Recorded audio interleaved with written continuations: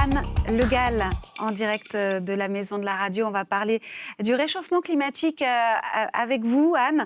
La compagnie des guides de haute montagne de Chamonix fête ses 200 ans cette année. Certains de leurs représentants seront à l'Assemblée nationale demain pour évoquer cette question du réchauffement climatique.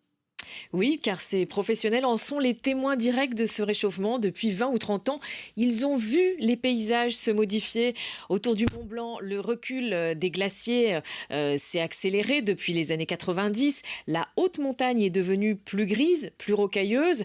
En partie plus dangereuse aussi, parce qu'avec des températures moyennes qui augmentent, la glace ne joue plus autant son rôle de ciment, les parois sont plus fragiles, ce qui favorise les écroulements rocheux, notamment en été. Et puis côté végétation, les travaux menés avec le Centre de recherche sur les écosystèmes d'altitude montrent que depuis 10 ans, les arbres, notamment les frênes et les bouleaux, bourgeonnent une semaine plus tôt au printemps, puisque la neige fond aussi plus tôt. Les forêts poussent également un petit peu plus haut, car les arbres cherchent à récupérer de la fraîcheur.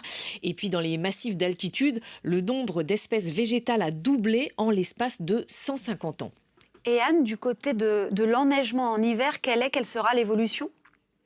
Alors, on va le dire, l'hiver 2021 était un petit peu exceptionnel. Il a beaucoup neigé, mais globalement, ce n'est plus la tendance. Parce que, écoutez bien, dans les villages situés à moins de 2500 mètres d'altitude, on a perdu 5 semaines d'enneigement par rapport aux années 70. Les stations de ski continuent de perdre un jour de neige par an, et les projections montrent que pour la majorité d'entre elles, elles ne pourront plus fonctionner en 2100. Ça veut dire que dans 80 ans, fini les remontées mécaniques. L'image de Jean-Claude Duss sur son télésiège, ça parlera plus vraiment à grand monde. Et d'ici 2100, les Alpes pourraient perdre aussi 85 à 95% de leur surface glaciaire. Alors je précise quand même, la neige tiendra quand même au sommet du Mont Blanc. Il restera blanc puisqu'elle tiendra au-dessus de 4000 mètres. On ne va pas aller aussi loin, on ne va pas parler de 2100, mais 2050, à quoi vont ressembler les vacances à la neige ?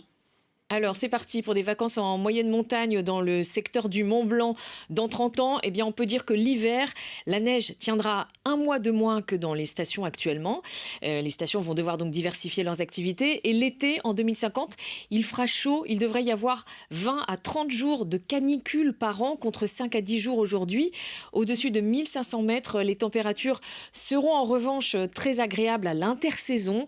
Donc, en 2050, vive la rando et la raclette, mais au printemps et à l'automne. Merci Anne Le Gall pour ces projections et ces conséquences du réchauffement climatique sur nos montagnes.